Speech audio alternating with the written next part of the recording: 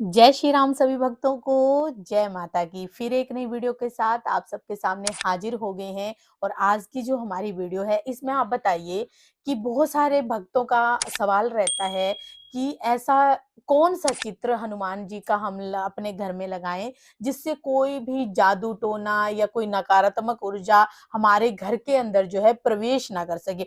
जैसे हमने पहले भी वीडियो बनाई थी कि तुलसी का पौधा आपको क्यों लगाना चाहिए घर के मुख्य द्वार पर, तो वो वीडियो भी आप देख लेना। और आज की जो वीडियो है वो बहुत ही ज्यादा इंफॉर्मेटिव होने वाली है। अंत तक बने रहिए तभी आपको सारी वीडियो समझ में आती है। अगर वीडियो अच्छी लगती है तो लाइक करें, शेयर करें, कमेंट करें, और अगर चैनल पे पहली बार ही देख रहे हैं तो चैनल को भी जरूर सब्सक्राइब करें। चलिए शुरू करते हैं आज की वीडियो। जय श्री राम जी।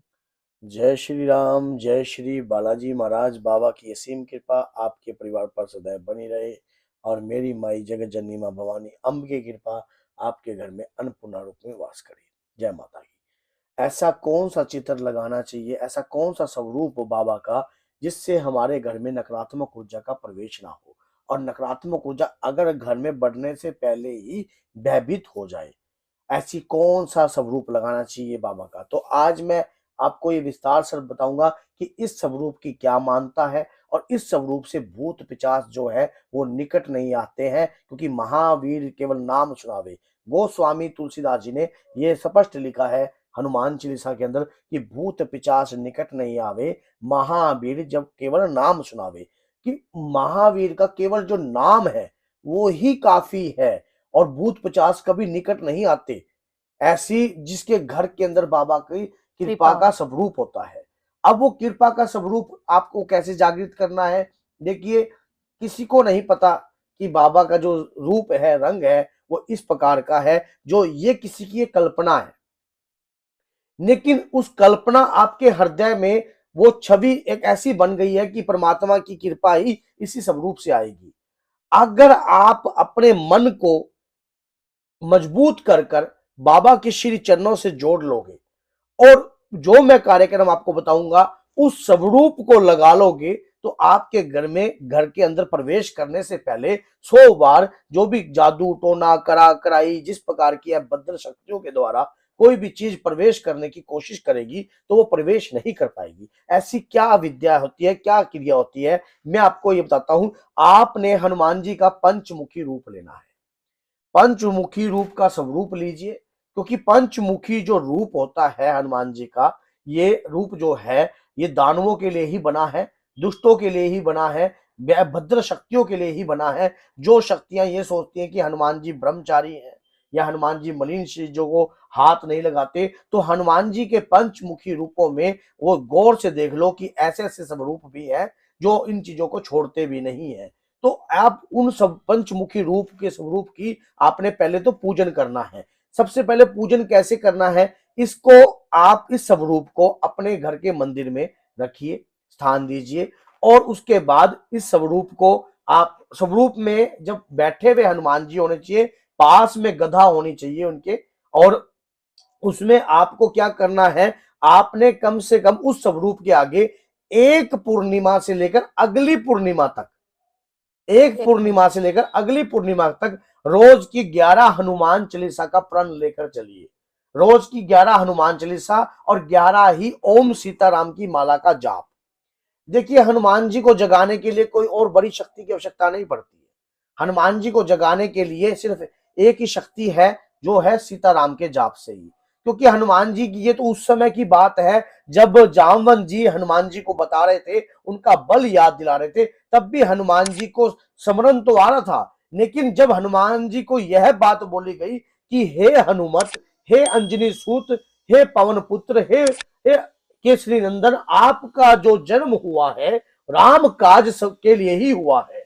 जैसे ही जामवंत जी ने इस बात का जिक्र किया, उसी समय हनुमान जी को उनका सारा बल जो है याद तुरंत याद आ गया। तो उसी प्रकार से जब हनुमान जी को लगातार आप रोज की 11 माला और 10-11 हनुमान चालीसा का पाठ डेली करोगे, तो इस स्वरूप के आगे कृपा आ जाएगी। और वो कृपा जो है कण कण में वास करती है, हर जीव में वास करती है, और कृपा आपके घर में अपने आप ही वास करने लग जाती है।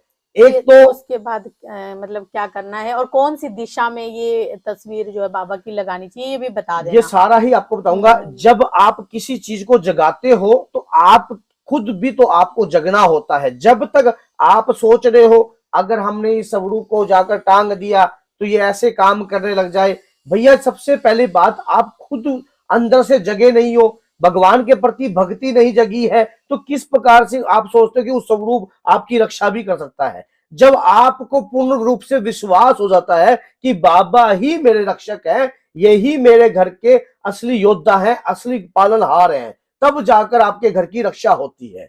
तो अब कैसे करना है, ये घर के मुख्य द्वार पर ही इस स्वरूप को लगाना चाहिए। घर के मुख्य एंट्रेंस के अंदर, अगर एंट्रेंस से भी आप सामने कोई दीवार पड़ती है तब भी, अगर आपका घर जो है पूर्व दिशा की तरफ है तो आपको ये लगा लीजिए पूर्व दिशा की तरफ है, तो अगर तो मेन एंट्रेंस के अंदर ही आप जो है बाबा का स्वरूप लगाइए।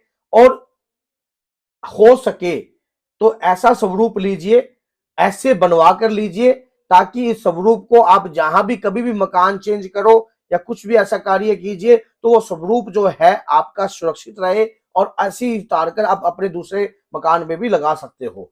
तो उसी प्रकार से अगर आपका घर उत्तर, जो घर का मुख्य द्वार है उत्तर की तरफ खुलता है, तब भी ऐसे ही सामने ही लगेगा स्वरूप।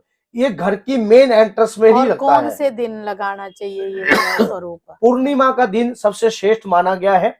सुबह के समय लगाएं या पूर्णिमा शाम के को? दिन इसको कम से कम 9:15 10:15 के करीब इसको आप, इस स्वरूप को आप टांग सकते हो। और जब आप टांगो तब भी आपको ये स्वरूप टांगते वक्त भी सीताराम की माला आपके अंतर मन में चलनी चाहिए। जब आपके अंतर मन में सीताराम की माला जो है चलने लग जाती है तो हनुमान जी की जो कृपा है आपके ऊपर बरसेगी बरसेगी। क्यों? क्योंकि जहां राम जी का नाम चलता है वहां मेरे बाबा का काम हो जाता है। इस स्वरूप की कृपा से ही आपके घर में कोई अभद्र शक्ति बढ़ने से पहले 100 बार सोचेगी कि इस घर में हमें बढ़ना चाहिए या नहीं बढ़ना चाहिए। एक कार्य और कर देना आप, जब आप स्वरूप को लगाओगे तो आपने क्या करना है, आपने थोड़े से अक्षत और पुष्प आपने लेकर स्वरूप के श्री चरणों में ऐसे अर्पण कर कर आपने, और अपने ऊपर से 7 बार, अपने परिवार के ऊपर से 7 बार लगाकर आपने एक प्लेट पर ऐसे अपने रखना अर्पण है। कर देने हैं। और बाद में उसी सामान को अपने घर की छत पर जाकर आपने बिखेर देना है। जब आप स्वरूप लगाओगे तो एक विशेष बात का और ध्यान रखना कि उस समय आपने जो है बाबा का झंडा भी लगाना है। उसी दिन ही, जिस दिन स्वरूप लगाओगे आप, उसी दिन ही आपने बाबा का झंडा भी लगाना है। तो बाबा के झंडे से भी वो कहते हैं ना कि लहर लहर लहराए रे अच्छा। और झंडा बजरंग बली का।